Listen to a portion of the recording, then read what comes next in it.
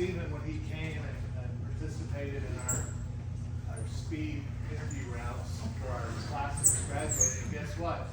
He hired 2 of our classmates. Wow. Of our cohort of people who graduated. So hopefully one of them will be here, right? Yes, Casey, you guys will see Karen. This is Iden. Yes. He's a PTA by training as well too, right? Yes. Yeah, so again, this is a physical therapist that fully promotes PTAs, and so that's somebody we certainly want to partner with. We're trying to partner with him too to do some continuing education, to where he would offer some discounted classes for you guys, so I think that's gonna be something they can take care of. You're gonna find out this guy, I don't know a lot about him, but when I was just reading online and seeing what he does, this guy knows what he's talking about. He even goes to India to educate, PTs and yeah, so it's pretty amazing. He's gonna actually come in 2 or 3 times this semester to show us some different things he has. So I'm gonna turn over to him, and we appreciate you being here. Yes, Thank you, Iden. Thank you. Thanks for having us, Michelle, and Mike, we really appreciate it. So again, my name's Steve Fort, and I am a clinic owner of Ace Physical Therapy, which is like 5 minutes from here. My co-owner is Arthur Morganwala, and so we have physical therapy and pelvic floor physical therapy. So that's what we got going on. So Ace, that's my company, and then just below that is the logo for, we'll just call it GEM for short. But a friend of mine and I, we've been teaching online and in person, 70 plus countries, and a lot of time in India, and some courses in the United States. And so that's GEM. And so we, like I said, we teach online and in person. So yeah, we're happy to be here today. I tried to decide how much to include or not include. It's always fun to take a 2 or 3 day lecture and try to like cram it into an hour. So either I'm gonna be on fast forward like 10 times faster, or we'll just cover a few of the basics. And actually that brings to light, either in the little box that we brought, there's some papers, if you can just help circulate those. So I'm gonna give you guys today kind of like a reference sheet that's gonna cover some of the basics today. In case you wanna look at it, make notes on it, that's fine. I did send to Michael and Michelle the PowerPoint and a PDF, so hopefully they can disseminate that. You guys will have it as a resource. So a little bit about me. I'm a Zimbabwean American, so my mom is from Texas, my dad is from Zimbabwe. I claim Zimbabwe 100%. I was born there, and I did not come to the States until I was ready for college. So I am definitely 50-50 at this point. I did a BS in health at Texas A&M, and then I got my DPT from Texas Tech, wonderful school, certified in dry needling, certified in orthopedic manual therapy, certified orthopedic specialist, and I've done a fellowship with the American Academy of Orthopedic Manual Therapy. There's nothing else you can do except get a PhD and teach, which I've come really close to several times, but I really love being a clinician in my clinic, and this is my avenue for teaching right now. There's our clinic. We're a resource for you guys for volunteering, for internships, and certainly for yourself or loved ones or friends that need good physical therapy. We are a step above, I can guarantee you that. These are some photos from GEM. Like I said, we've taught in the US and India, and these are just some photos from along the way. I got to work with Jaden Harvey from the Mavericks. He had a basketball camp, and we got to go and be kind of sideline TT for that. It was super fun. You guys can connect with us. We have a lot of free lectures, kind of similar to this, that we've done online and in person. So if you guys ever want to tune in to Gem Physio or Gem Physio 2025, we've got a lot of cool stuff. Let's get into what we're here for today. So we're here for dry needling. We're here to learn a little bit and see a little bit. When I was where you are right now, which is, I'm guessing, maybe you've heard of it, maybe you've seen it, but you don't know that much about it, like clinically and stuff like that. I just thought it was the next fad. I thought it was the next trend. And I'm not one to just jump on a fad or a trend, because I want to do things in my practice that are beneficial and evidence-based, right? This is why we don't have some things in the clinic that other people might. We try to stick with evidence-based intervention. And so the dry needling has a lot of evidence. It's a very powerful intervention for certain things. Hopefully at the end of today's lecture, you'll have a better understanding of when we would use it and when we would not use it. So what is dry needling? It's the insertion of a small monofilament. You can see here, there's a matchstick, and then there's a dry needle, so they're super thin. There's no cavity in the needle. We're not delivering anything through the needle. We're not taking anything through the needle. The tissues that we needle are muscle, fascia, perineural tissue, sometimes the peritendon tissue. The main benefit of dry needling is to reduce pain and muscle hypertonicity.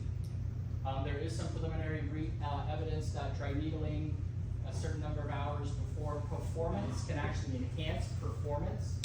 People's jumps were better, people's running times were better, but that's something that's still kind of new in the research, and I would say largely speaking, we use it for hypertonic muscles that don't want to let go, or for pain, or for both.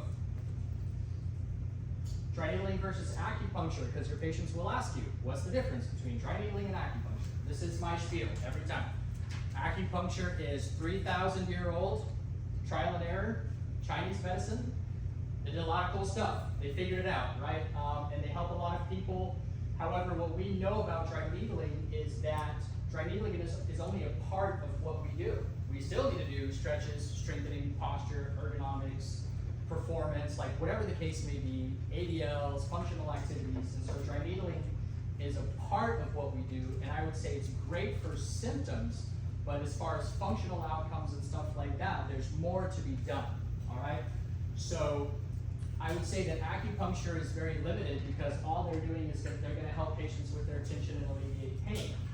Acupuncture is unique as well because it's not based on physiology and science, it's based on chi, meridians, the flow of energy, and stuff like that, and dry needling is hard science. Dry needling is hard science, okay? Things that, like anatomy and physiology and stuff like that. Acupuncture too, someone will be here for their acupuncture treatment, right? They'll have like 20 or 30 needles stuck in their body, and probably very extensively. If they're in for like a headache, they might have needles in their toes and hands, right? Physical therapy world, we don't really treat like that. We stick with anatomy and physiology, so our treatments look different. And I'm also not gonna put 40 needles in my patient and let them stay there for 30 or 40 minutes with the needles inside. Some therapists do, it's not wrong, but what the science says is the moment the needle goes into that trigger point or that muscle, you can pull it out and move on because the effect that that needle is going to have has already been set into motion. So you don't need to let your patient lay there for 30 or 40 minutes, killing your billing, killing your chance to get in some functional activities or some stretching or some strengthening. So dry needling can be a 5-10 minute intervention where you're not losing out on billing.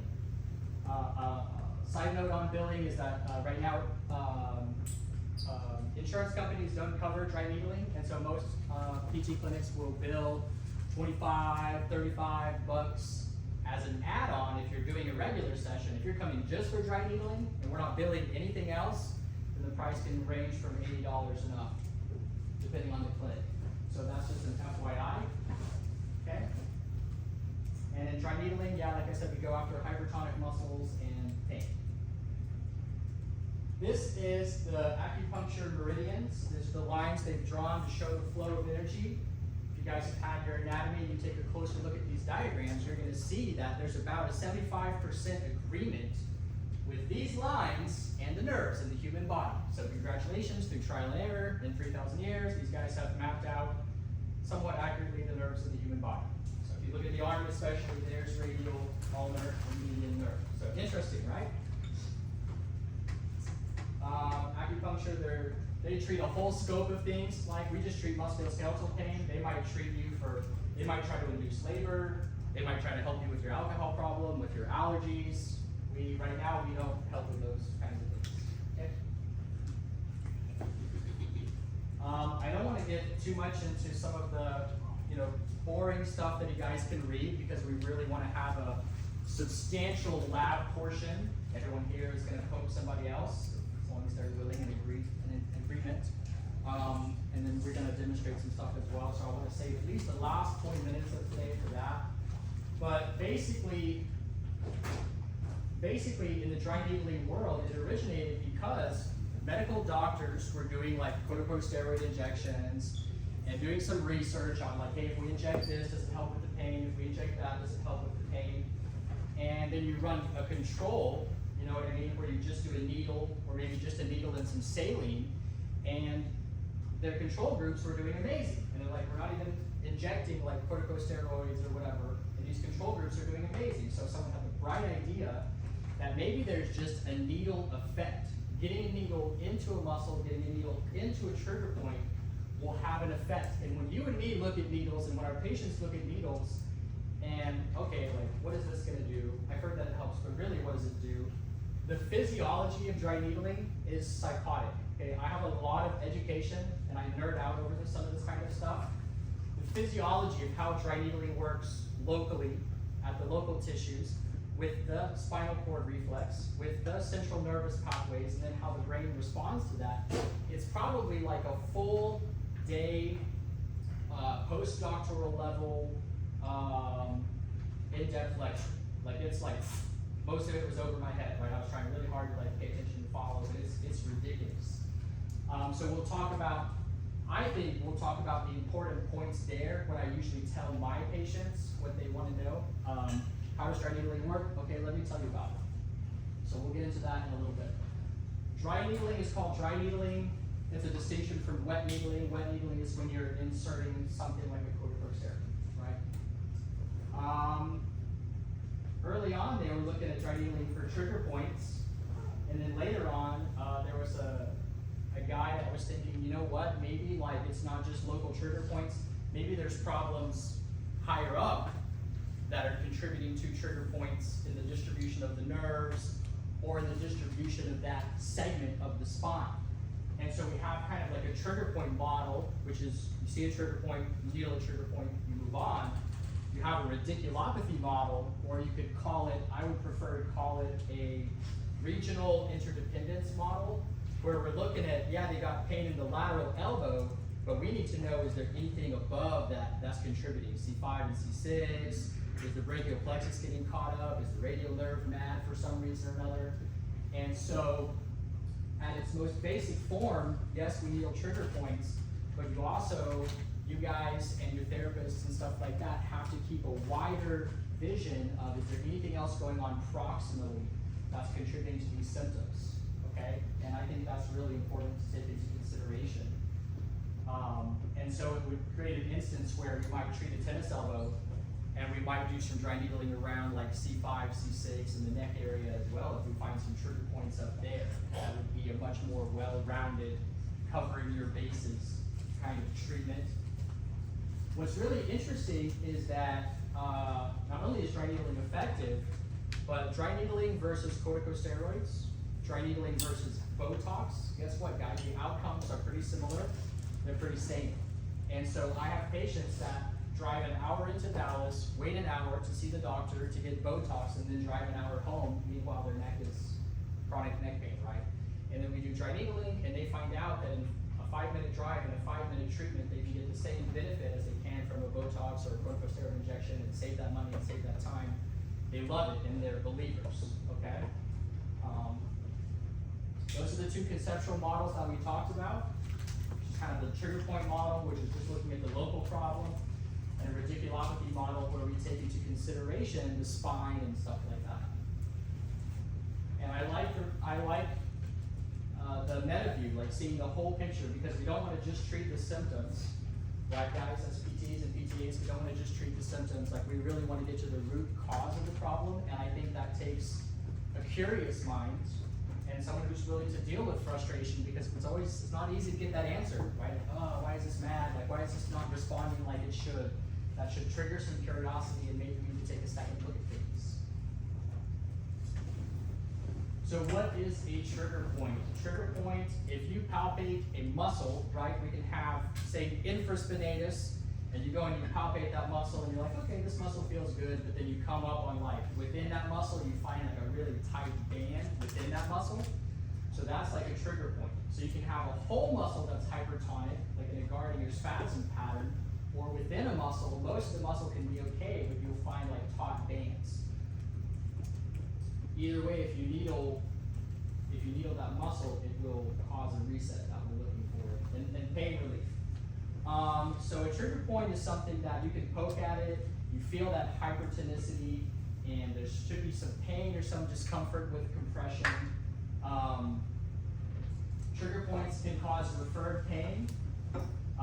If a muscle is hypertonic, and that patient's trying to do some movements or some sports or something like that, it can mess up their motor pattern, it can lead to a whole lot of other problems. It can lead to neural tension, right? There can be a lot of things going on. Where do trigger points come from? Bad posture, repetitive micro trauma, like if you're using the mouse all day, like maybe you'll get some trigger points in here, or some trigger points in here. An instantaneous macro trauma, that's like if you pull a muscle or injure yourself, then you can get some reflexive guarding or spasming. That can happen, you'll get some trigger points there. Immobilization, you've had a patient that's been in the boot for 6 weeks, and when they come out of that, their joints and muscles and tissues are going to be stiff, and maybe they have a trigger point as a result of that. Sometimes systemic pathology, someone's got a kidney stone, and you don't know it yet, and their QL is just like that, right? That's a possibility, so you can have a systemic pathology that gives some musculoskeletal symptoms or presentation. Hypermobility, how many people in here know that they're hypermobile? Anybody? A couple. How many of you guys have Ehlers-Danlos? Does anybody in here have Ehlers-Danlos? Okay. So when you have a hypermobility syndrome, you have a superpower, right? You're super flexible. You got cool tricks for parties and for ice creams and stuff like that. But because of the hypermobility, your body will seek to stabilize itself without using muscles. Your muscles have to work harder to stabilize your body. A hypermobile person, I expect it might be a little bit easier to get trigger points, especially like the neck and stuff like that. Anywhere your body's trying to stabilize you posturally or during activities, there may be a little bit more prone to trigger points. So I have some POTS patients and some Ehlers-Danlos and hypermobility patients, and a lot of them have kind of this fibromyalgia that kind of just hurt all over. And some of them are appropriate for manual therapy, and some of them aren't. And a lot of them really do like dry needling because they get benefit and relief out of that. Stress can give you some trigger points, absolutely. The inevitable mess. So anytime there's pain in the human body, there's a pretty predictable cascade. Let's take the neck, all right? So let's say someone's got neck pain, and I don't care if it's disc or if it's set, like I don't care why, but they have neck pain, all right? What I'm about to tell you will hold true like 99.9% of the time. Some muscles will become hypertonic, or you will find some muscles to be hypertonic. What are the muscles we're always stretching in the neck? Upper trap, levator scapulae, scalenes. So in the presence of neck pain, you can bet those muscles will be hypertonic and therefore might benefit from dry needling. It could be something you use. You don't have to use it, but it could be something that you use. In the presence of pain, you will also find a predictable group of muscles that will be inhibited, the deep neck flexors and the deep neck extensors. Those are the ones we're always strengthening. Joint dysfunction and or neural tension can be present. There's a kinetic chain breakdown. And once that happens, if it's long enough before that person comes to see you, sometimes we start to get some distal, like regional, other stuff going on as well. I like to take this point in the slideshow just to emphasize that our own research in the physical therapy world says that for every musculoskeletal condition that we treat, manual therapy and exercise are the two best interventions, and they should be combined. Popping and cracking alone is fun, but that's not going to get us everything that we want. Stretching and exercising alone is great, but you're going to miss out on a whole lot of symptom relief, and sometimes being able to take away symptoms that need to be taken away. We have 255 five-star Google reviews. Maybe it's 256 under items patients age. But it's because we do a good job, and it's because we're very strong in manual therapy. And I think when you're strong in manual therapy and you use dry needling judiciously and rarely, I probably don't use it in more than 1 in 20 patients. Okay, it's not the cure-all. We don't do it like that. But yeah, so manual therapy and exercise, you guys really want to be amazing at that. At some point, if you can tack on a dry needling certification, I think it's beneficial. I think it has its moments where it's beneficial. I get patients that come in, that's all they want. Is that all we do? Usually not, because I have to educate them that that's not the only thing, but yeah. So, needling, we use it for pain and muscle hypertonicity. That's where it really shines. That's what you should use it for. I'm going to pass over these. This is the physiology side of things. I'm sure you guys have had enough schooling and classes and stuff like that, and tests and stuff. So we're going to kind of skim over the science of this, although it is interesting.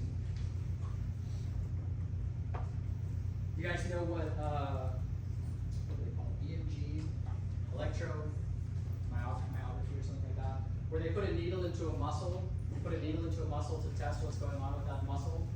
So anyone here, if you're laying down on your back, and we put a needle, an EMG needle into a muscle that's quiet, there's going to be radio silence, right? If I find guys or students like upper traps, maybe it has a trigger point in it, if we put an EMG needle into a muscle that's hypertonic or has a trigger point, guess what we're going to hear? You are not asking that muscle to contract, but it is contracting nonetheless. That is what a trigger point is. That's what a hypertonic muscle is. Something inside your body is telling that muscle to contract. What the heck, right? Like, who's running this show? You know what I mean? And so what happens is there's a variety of things, but basically if there's a painful stimulus through your brain, your spinal cord, through local inflammatory mediators and stuff like that, it's going to create this hypertonicity. Either your body has a problem that's trying to heal up locally, or it's just your body's trying to protect, like spasm and protect and guard. And sometimes that's appropriate, and sometimes we have to get rid of that. So, at the neuromuscular junction, you guys know about the acetylcholine. Acetylcholine gets released, and that causes the muscle to contract ultimately. So this doesn't stop. In a hypertonic muscle or in a trigger point, this doesn't stop. This is happening. It's still happening, still happening, still happening. At a low level, right, because it's not like contraction and you can't like get rid of it, right, but it's there at a low level.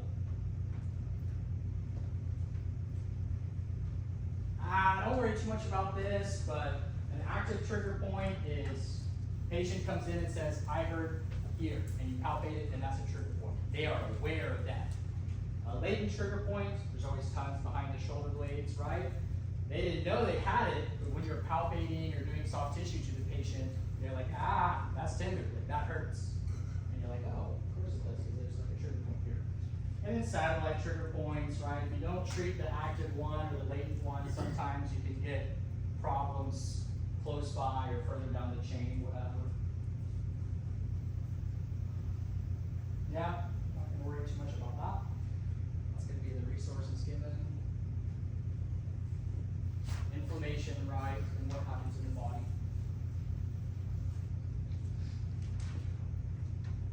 We've already talked about this a little bit, but if there's a problem in your neck, in osteopathic literature, they call that a facilitated segment. If part of your spine is not happy, whether it's a disc problem or you have a facet dysfunction, I woke up and I can't turn my head past there, right? Okay, right up. Right. If there's a disc problem or a facet dysfunction or something else going on in the neck to where there's some irritation, now anything's fair game. Anything in the distribution of that segment, say C5, C6, right? This is C5, this is C6, and so we can get radial nerve tension, we can get random lateral elbow pain that could be misdiagnosed as lateral epicondylalgia, right? You know, pain at the bottom of the foot from like L5S1. That's misdiagnosed as plantar fasciitis. I promise you, you'll see that. Something more and more PTs are talking about and stuff like that. But you got to keep in mind that the symptoms that you're treating, they have a lot of connections. The body's very connected, and the body's like a map. You need to learn how to read it.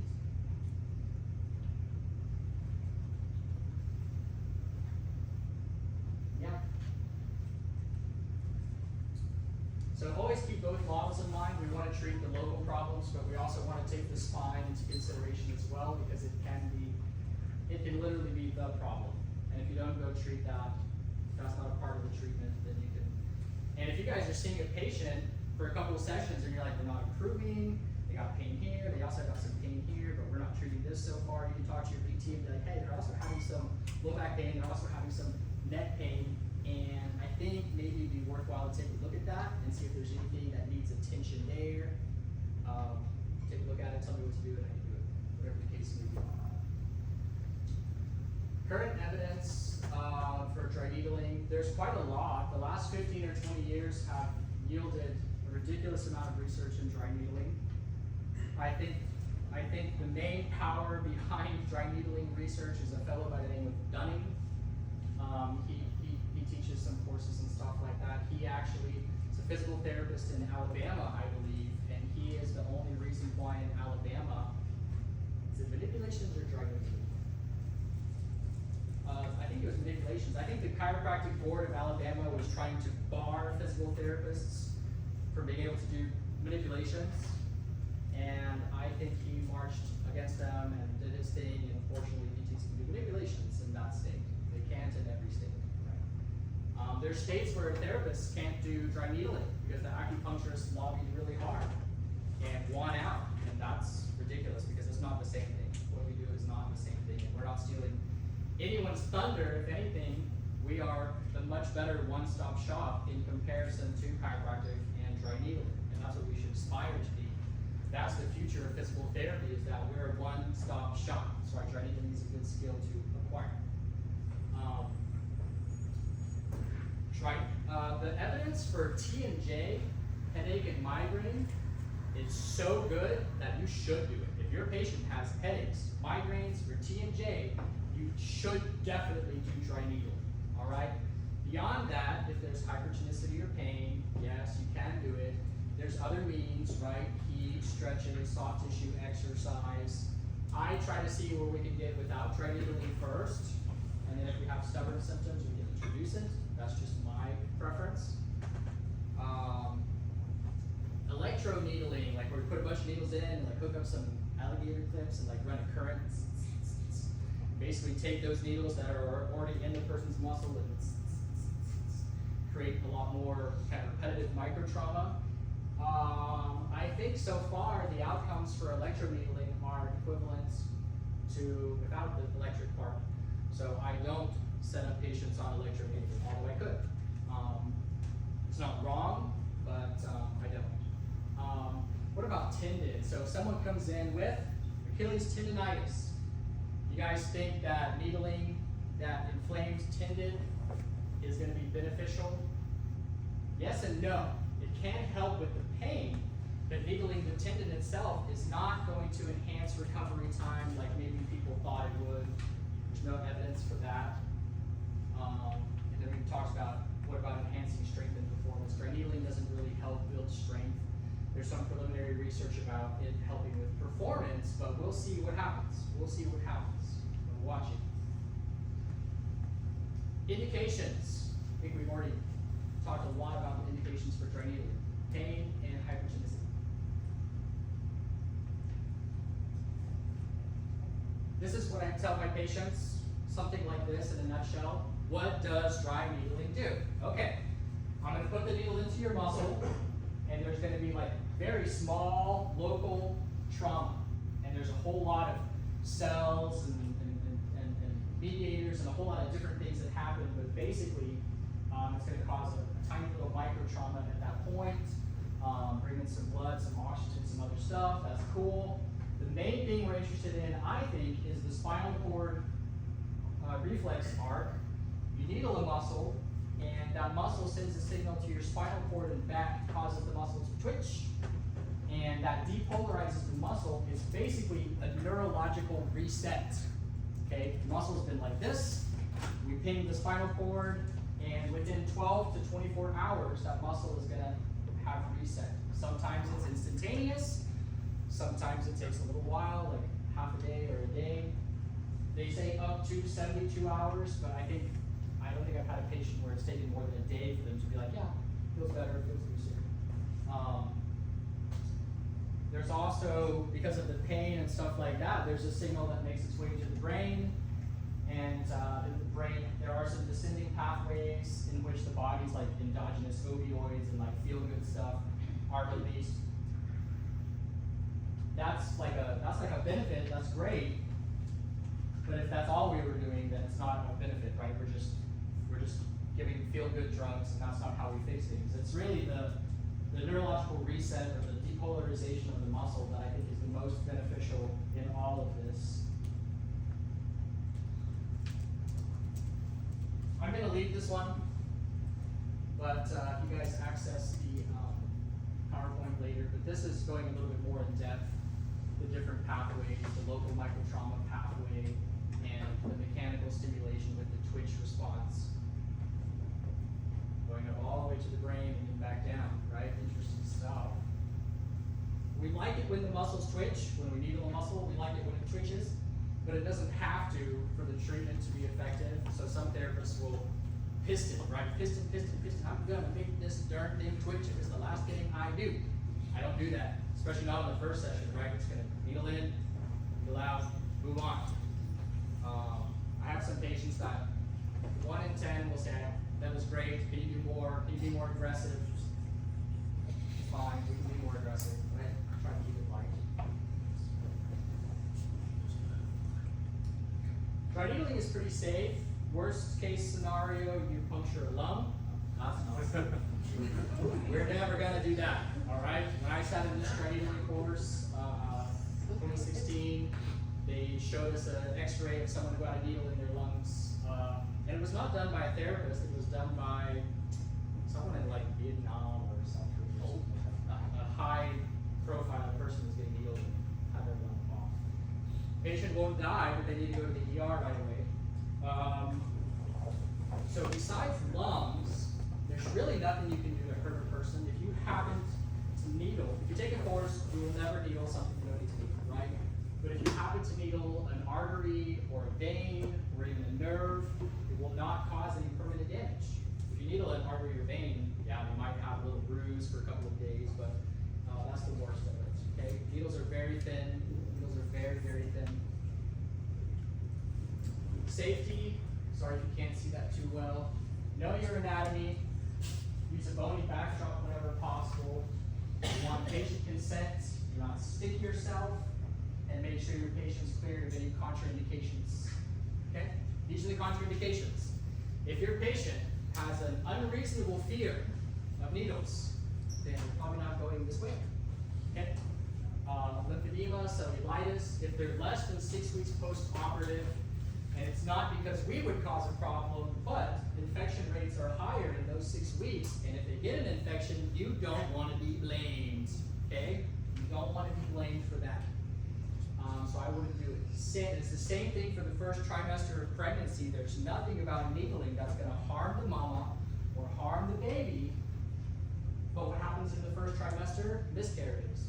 And you do not want someone to point at you and think that you are the reason that they had a miscarriage. And so we shy away from it. We shy away from it. We err on the side of caution, right? That's a very PT thing to do. Uncontrolled anticoagulant usage. Maybe it's not a great idea because you probably will give them a lot of bruises depending on how many places you needle. History of lymph node removal, so they had cancer, they had some lymph nodes removed. Not sure if needling in that area is a great idea. You can use your clinical judgment with your therapist and stuff like that, but this is probably not a great idea. Relative contraindications. These are some reasons that maybe we would consider not doing it, but it's not going to stop you per se. Abnormal bleeding, autoimmune, vascular disease, diabetes, pregnancy, children, frail patients, patients with epilepsy, for obvious reasons, and their psychological status. Okay. Potential complications, yeah, maybe a bruise, maybe some soreness, maybe the person feels a little dizzy because of the needle. And then really rare would be like a pneumothorax. You're not going to puncture a lung. The way that I teach a dry needling course, it's impossible to puncture a lung. Okay, I'll show you one of the differences in a little bit, but basically if the patient is laying prone and you want to needle rhomboids, okay, you've got skin, rhomboids, tissue, lungs. right? So either you gotta be super precise, or you can just pinch the rhomboids up off of the body, and we can needle this way. My body and my lungs are down here, so my needle is not angling towards the lungs. So I advocate 0 techniques. That's where it's even remotely possible where you can puncture a lung, right? Nobody wants that.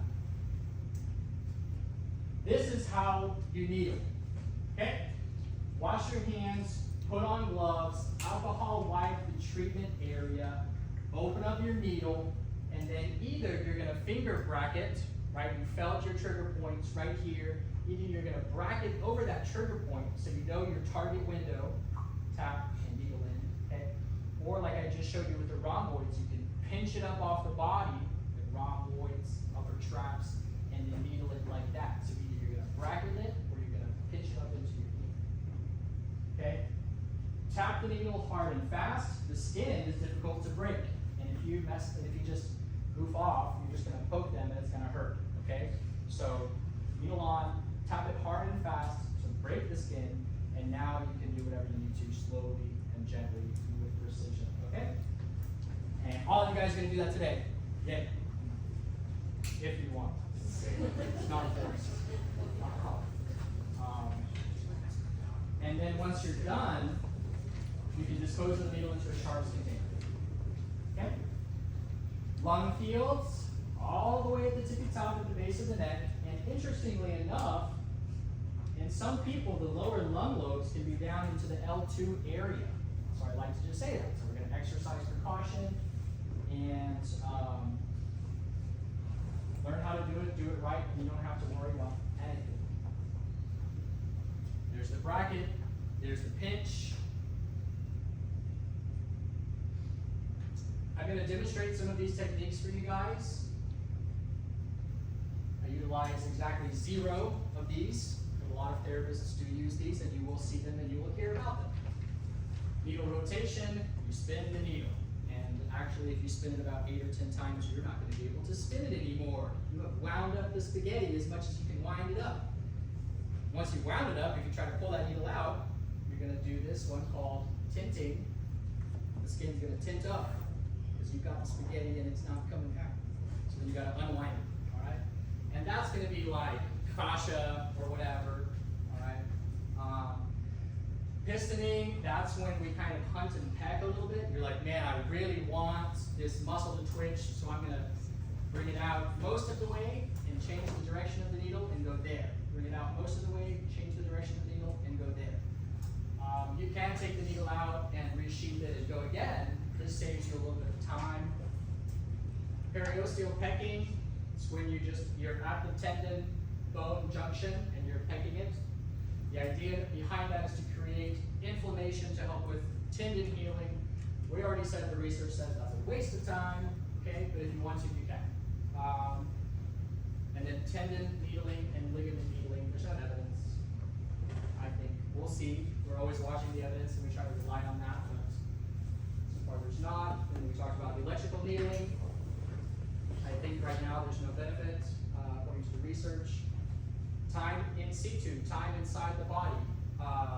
Whether it's in for 30 minutes or for 3 seconds, it does not have an effect on the outcomes, okay? So it can be short and sweet. I think we're ready to actually demonstrate a little bit, yeah? In order to do that, do we have any willing volunteers or maybe people who love dry needling and want to have it done? All right, cool. You sure you're okay sacrificing your body for science? Is there a table with like a face hole or you guys have like a tumble down thingy? Yeah, that's kind of off in the corner though. It's okay. Can I set you up in the middle? Can I call it? And then I'll just have y'all try to gather around this table as much as possible.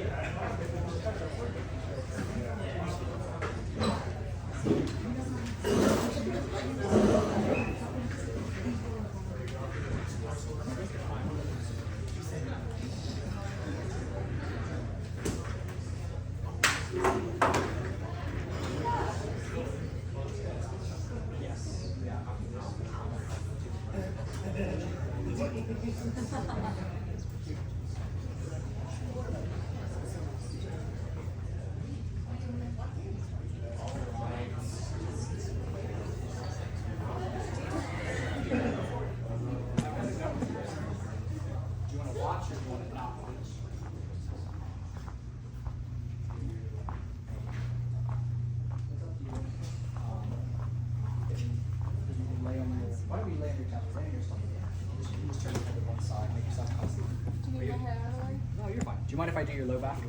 Okay. I'm just gonna put my business here, knock them over.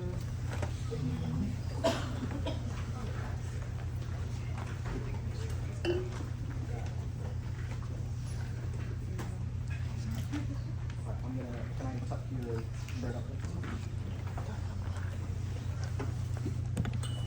And I'll try to stay out of the way. We are gonna record this and hopefully put it on YouTube, so if you don't have a great space you can see, but please come. You don't mind if your back is on YouTube? So alcohol wipe, right? Just to wipe the area. Prep it. We're gonna glove. I did a dry needling course with one of, I told you guys about Dunning, with one of his guys, and he is a PT, but he also got trained in acupuncture in like England and stuff like that, and so he was, you know, talking about acupuncture and stuff like that, and he's like, yeah, I don't glove or alcohol wipe, so it's not like 100% required. You're not going to infect your patient by using a clean, sterile needle on the patient. Gloving and alcohol wipe is best practice, okay? Needle comes out of the packet, and then sometimes the needles have like this little, we call it a feather. That always bothered me because it's plastic, right? But they'll call that a feather, and that's what's keeping the needle from falling out, okay? So I'm gonna take the feather and the top of the needle, and I'm holding the tube and the needle at the same time with my thumb and finger, so it doesn't fall out, right? So that frees up this hand to do whatever I want to do.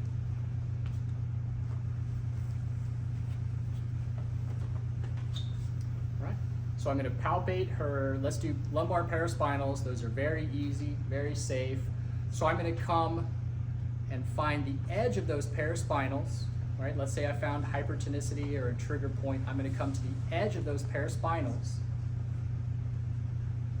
And our angle in the lumbar spine is gonna be about 60 degrees.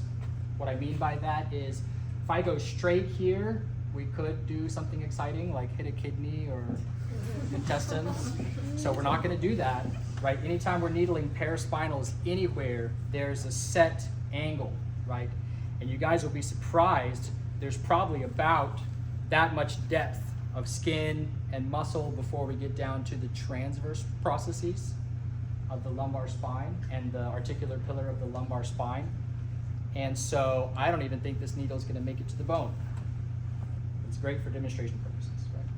So bracket that muscle, I'm gonna compress it.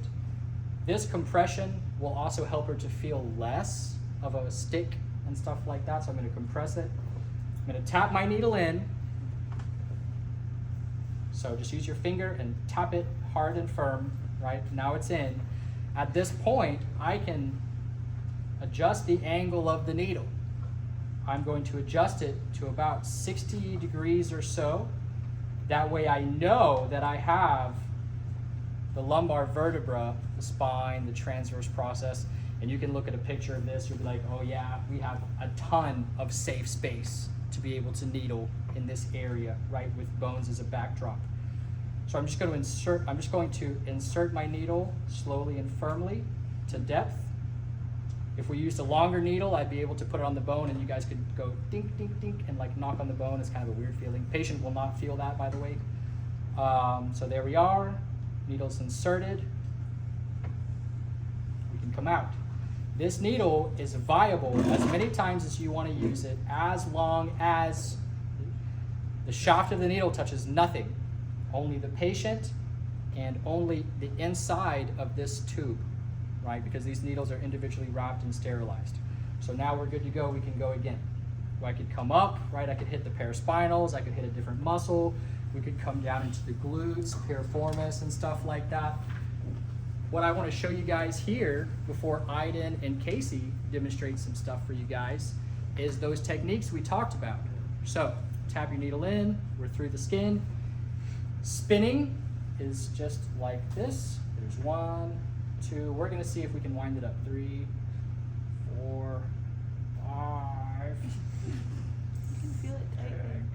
Okay, I think 6 is the max. Sword in the stone. I am not the chosen one. Can you guys see the tinting? Yeah? I'm sorry. It sucks to be the demo buddy. I'm so sorry. I should buy you a gift card or something. Okay. So now we're gonna unwind it and pray to God we can get the needle out. I'm just kidding. 9 times out of 10 it will come out. There we go. All right. And that was, yeah. So you wind up that fascia and tissue and it'll hold on. And so in acupuncture, they'll put their needles in, they'll come back in 10 minutes, and then they'll either do some pistoning, or they'll come in and they'll spin the needles all a little bit.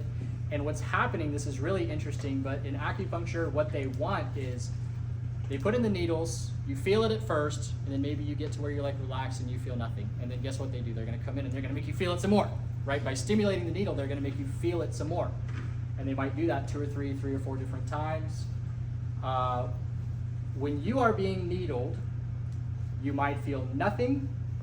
If someone needles a good trigger point, you might feel like a warm, kind of a vibrating, you're just like, there's something there. It's really hard to describe, but in, we call that a trigger point. In acupuncture, when you find a spot like that, they call it the ah-shi, which sounds like something else, right? And that's what, in acupuncture, they're trying to stimulate that and work with that and just, anyways, yeah. So we did spinning, we did tinting. Can I do one more? Yeah, go for it. Okay, the other one would be pistoning. So if I've got my paraspinal here, right, I'm gonna piston down, I'm gonna pull it up, and as soon as the needle lets me change the direction, now I can go inferior, I'm gonna pull it out. I have to pull it out enough that the needle lets me change directions, go superior. So you can do pistoning, you can even sit in the same spot and you can piston. Some people get that twitch and they're like, yeah, let's make it twitch some more, right? Like, y'all are sick, like there's some sick people, all right? So you can do that, it's not necessary. The only time when I do more aggressive dry needling is if we've done a session, the patient feels good and they want some more, or after 2 or 3 sessions, they're like, I feel good, but I'm here and I want to be here. It's like, okay, we can be a little bit more aggressive with how many spots we do and how hard we go, that's fine. Most people don't need that, okay? I'm probably gonna need a guy, if there's a guy. Where's my guy? You can't kill him because he's doing a rotation in like January or something like that. But you can't be aggressive. But you, okay. Thanks. Sorry, man. Excellent. Katie. And then needle in and gone. Okay. Yeah, just prone and can you shirt off? Do you mind shirt off? Okay. Look out. Yeah. God, look at those delts. That's all yours. Those delts. That's all yours.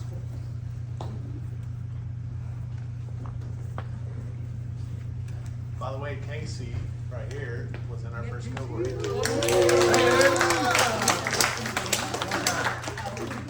Can everyone see okay? Because we could demonstrate on 2 different tables at the same time. But I think you guys can see okay. This is all right? Okay. All right, that's fine. You can do delts however you want. If you want to do prone, sideline, supine, whatever floats your boat. Do you want my hands on the knees? You're good there. So in y'all's anatomy, right, you ought to be able to look at a shoulder and hopefully you can kind of use your fingers to kind of play with those deltoids. And he's got great ones for this, for our intents and purposes. Good job. Man crush instant. I'm married to a woman. All right. So just so you know, that's for him. That's not for me. So, but you can find your deltoids, right? And if you look at the deltoids, you should be able to divide those into thirds and at least have a rough idea of where they are, right? If your palpation skills are good and they have decent muscle development and tone, you can actually palpate on a person where those delts are. You could have them laying in a certain position and maybe do an isometric for anterior delt, middle delt, posterior delt. You have great delts. So do you. Both of y'all, like, okay? So, but you can have patients do isometric to turn on any muscle that you're trying to find. And also, too, guys, what makes this easy is if you find a trigger point, you can needle it. I don't care like which of the erector spinae it is, because there's like 4 and nobody, don't even, maybe you. Y'all don't know the names of them, right? Because you're Asian. Oh. Wow. So, right, so the trick is you want to find the trigger point. You want to find the trigger point. Palpate the trigger point, needle the trigger point. It's at the edge of anterior and middle delt. I don't care. Needle it safely. And for the delts, we can use the humerus as our backdrop. And we know that between delts and humerus, there's nothing of interest, right? We have no major arteries, no major veins, no major nerves. His lungs are not here. So we're good. This is a very safe area. And this is the one you guys can watch because I'm going to have y'all needle a deltoid muscle today if you want, if you can find a willing partner. Okay? So, go ahead. This. Here. You have the 3 fibers of it. I'm going to do that spot where you kind of press down with your fingers. Make sure it's here. It stays in this sheath. Come and get, let's hit like anterior delt. Anterior. There, and just angle it towards the fingers. So here. Down. Yeah. Nerves of steel. Good. No pressure. And you're going to go in to basically fill the humerus. Yeah. And that's the end of the needle too. We're just going to come right back out. Put it back in its sheath. Go and do mid and posterior. And And just we're keep gonna go the mid. humerus as the backbone. Same thing. So I just moved back a little bit. So we're at the middle fiber. We're going to put it here. Give it a little pop in. There goes my sheath. So that's Steve, fine. help. That's going to happen to And everybody. that's going to happen. Again, humerus is here. Take it right back out. There you go. You can dispose of that. I'll give you a fresh one for those. And this is going to happen in the clinic too. Thank you.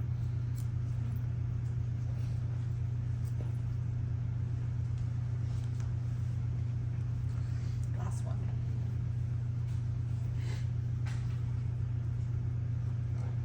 Delts don't usually have too many trigger points. If it's like an impingement, rotator cuff, frozen shoulder patient, there will definitely be some.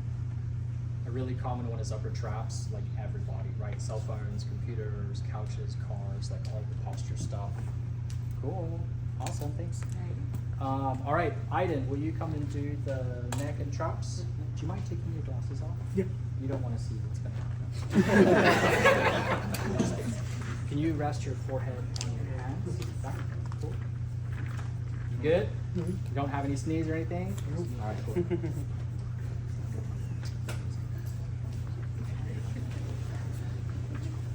So when we're doing the neck, we are going to exercise a little bit more precaution.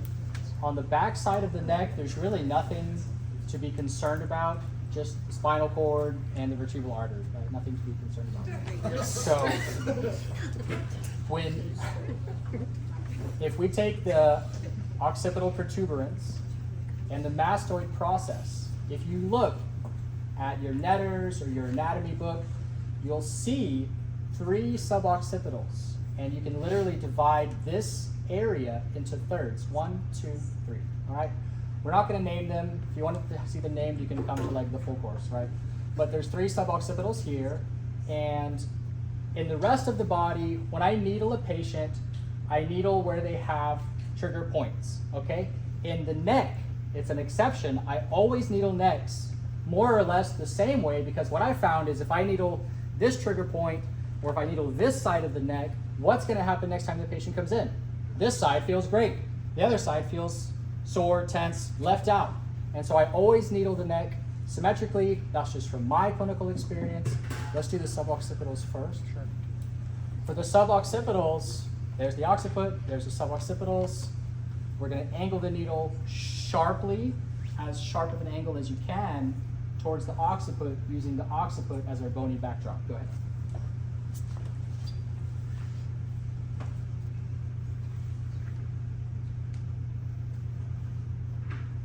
Pretty tender river.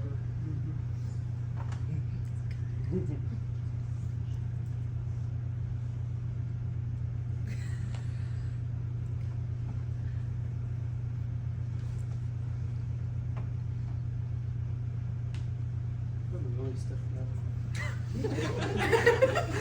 He's got brain. He's Student. Oh. Call that. he's doing everywhere. He's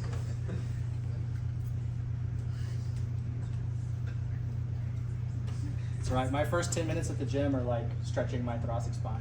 So it's understandable. Life happens.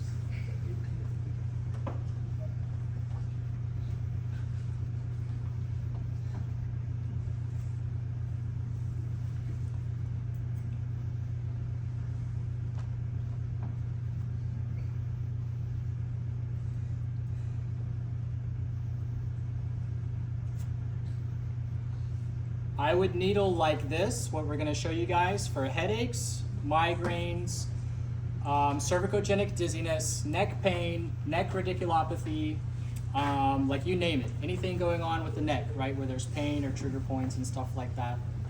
Do you want to do the paraspinals? Okay. So quick note on the paraspinals, all right? So we know that our facet joints in the neck are oriented kind of like at a 45-degree angle like this. So the first question is, if we're going to needle here, and we're definitely going to angle it medially, do we want to angle it inferior or superior? So if we angle it superior, you might perform a facet injection. You're not getting paid to do a facet injection, so why should you do a facet injection, right? So we're actually going to angle the needle medially and about 45 degrees inferior so that we can land on the articular pillar and not accidentally needle a facet. Nothing would happen. It's just not what we're trying to do. And more importantly, if you happen to be in the middle of the neck, right, there is a small space between the spinous processes and the articular pillar where if you angled it just right, inferior to superior, you might perform a spinal tap, okay? Those ligaments, those tissues, like the dura mater and stuff like that, they are so hard and so dense, especially the dura mater. I think it would feel like a bone. I don't think you would be able to puncture it with this little needle, but regardless, the techniques that we're showing you guys, it's foolproof. That will never happen, okay? So we joke about it. It's not funny to joke about safety issues, but we joke about it. And, but yeah, so it's gonna be medial and inferior, about 45 degrees and about 45 degrees.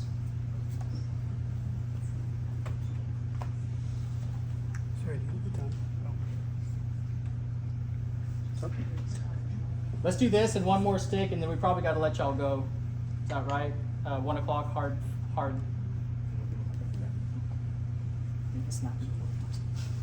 Kill him? I'll get you later. Don't worry. So he's bracketed the paraspinals and then angled the needle that way. Totally safe. Do you want to do upper traps? Yes. Yeah. Upper traps, we're going to pinch it up off the body. We're going to use our fingers as the backdrop for the needle, not the lung fields. So if you see where the muscle is pinched, you can imagine that there's no like lungs or even body. We've just pinched the muscle way off the body so that we can access it without being concerned about what's behind it and stuff like that. So when we pinch it like that, I'm gonna needle here, okay, towards my thumb, and what's gonna happen is the needle's gonna hit the skin on this side, and I'm gonna feel the needle with my thumb.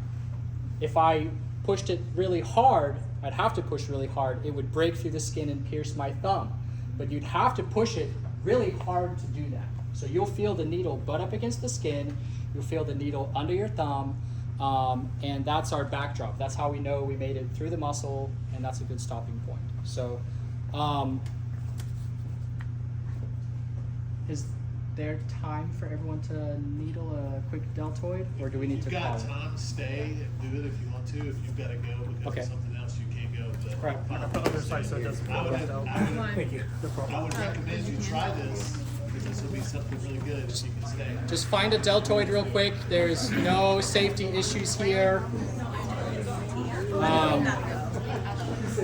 You can.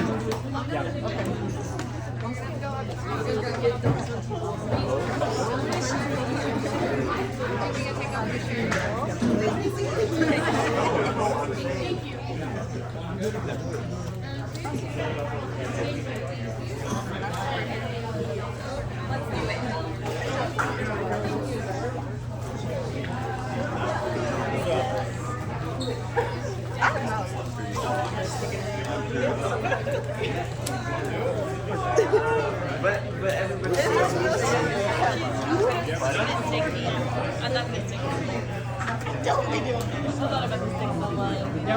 Wait, Tyson, you want to poke each other? I'm doing it with Sarah. Oh. So we just take one? Yeah.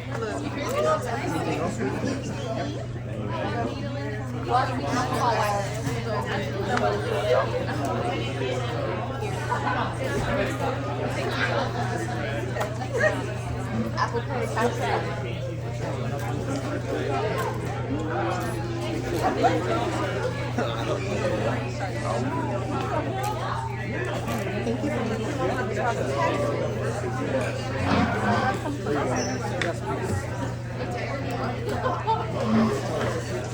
I really learned to think about craft if I really want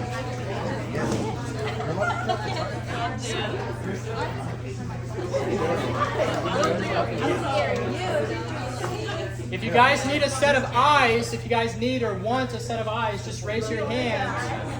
Set of eyes? What? Like just like I don't know what I'm doing.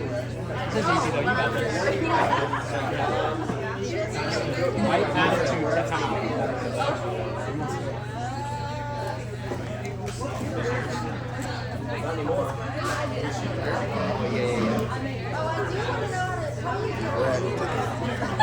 Jalen, go. You have to take this round. Or you can pull it out.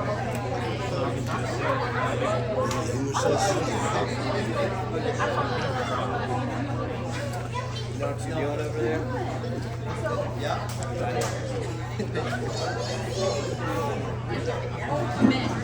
Dr. O. Yes. I'm about to do this. What? Can I what?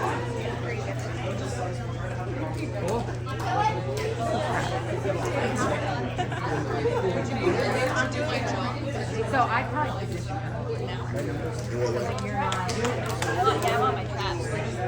like down. Like sometimes a lot of people have off like this. Or even just have like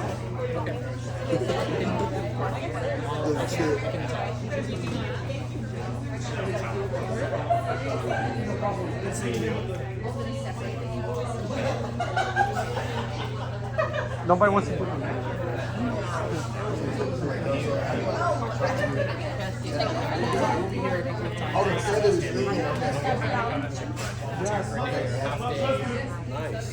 I would say just stick the radial nerve here.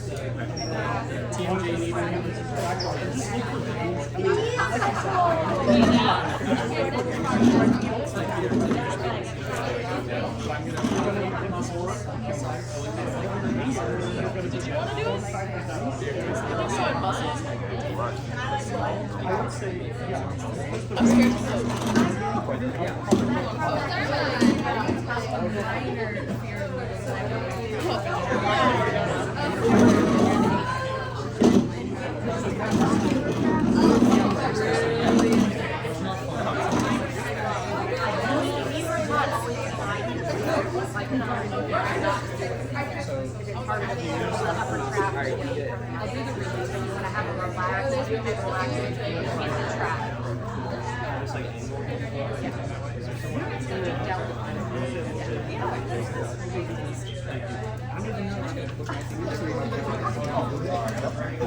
You want to get help?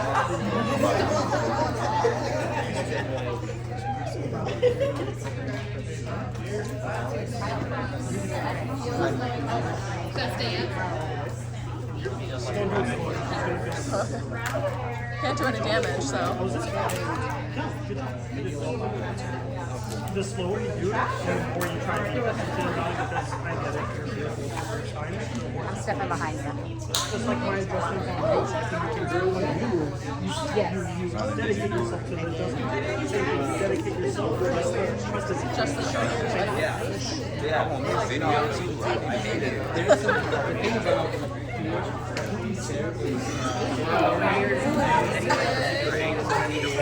I can just relax my life. I can still feel where he put the other one. No, it's gonna feel like that for like 2 days later. It's gonna feel like I guess, yeah.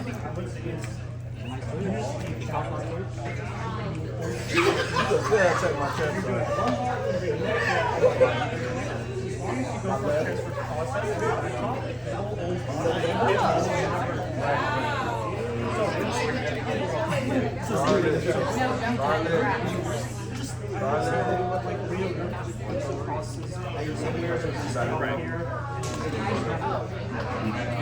Oh, you're bleeding, Kate. You're bleeding. Tell me you're bleeding. Yeah, it's dripping. It's dripping. It be like that sometimes.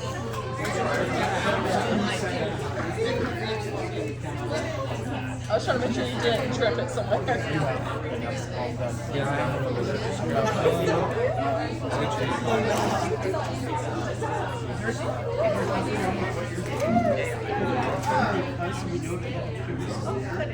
Tell me when to start it. You want me to start it?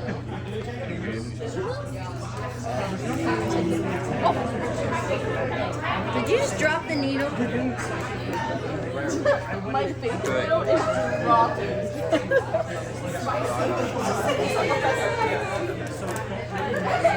I don't know if I feel safe anymore. You want to poke me first?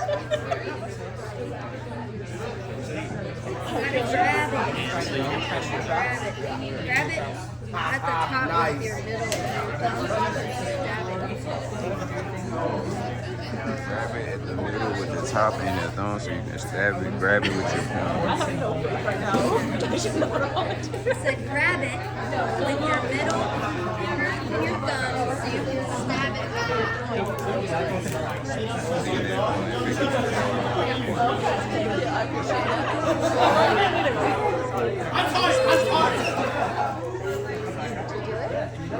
He dropped the needle. He did. No, we're just gonna pick it up off the dirty floors. That's fine.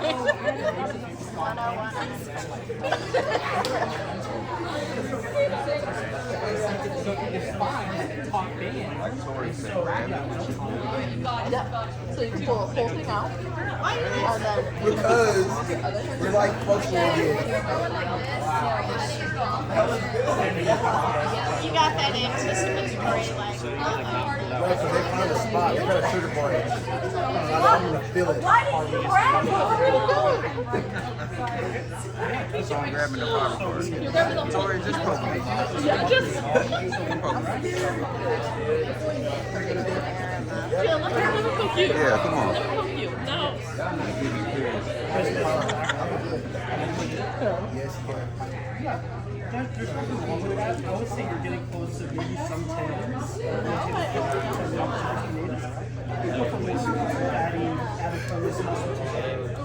Maybe, yeah. Wait till you know my trap. I'm actually scared of you. You're scared of needles? It's not a needle, it's a hair. Tori! I'll have to do it to you if you want. I'll do it. Sit down.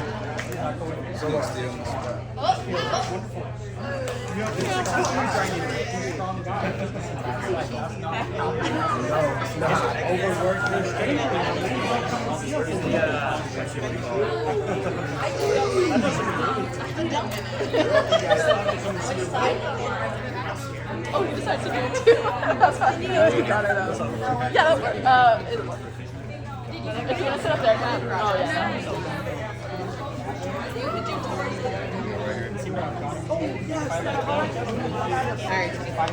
Oh, you're good. Jackson.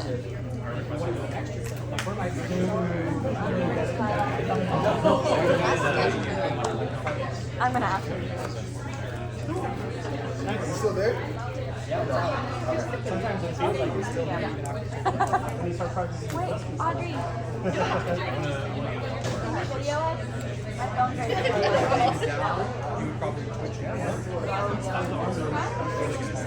No, I'm twitching. Wait, face this way. Yeah, face up this way. So that Audrey can come over here somewhere. PTAs can do things that train even though some people don't think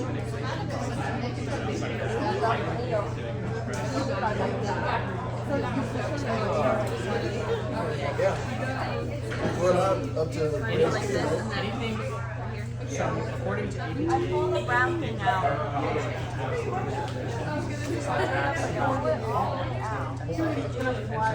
Yep. I was like, you can pull this out.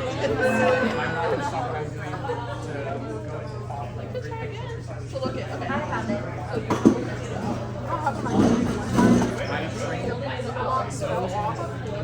Let's just do it right now. let's leave it out there. It's hard. And then just I had a stick it wedding in. yesterday. I took out the And then I can go Oh, you did or didn't? Like, pull the thing out. I knew I had to Return it. I'm going to be teaching, we're going to do a manual therapy demonstration in the public for different, one for manual therapy. Do manual therapy once You're gonna go for it? Yeah.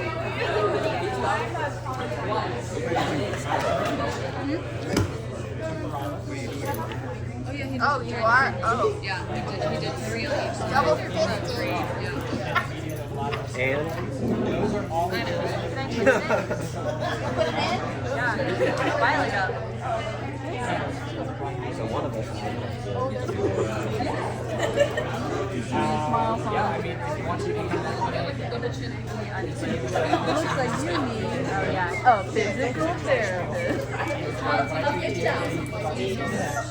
don't want to go further. Yeah, that's probably musculoskeletal. Even if you're not Are you healed, sweetie? Do you feel so much better now? Do you want me to do your, oh, should do your other health? because so much of their symptoms, you should do it. So much of their symptoms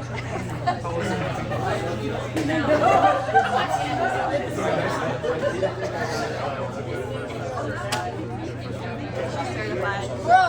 Oh my god, you're so bro!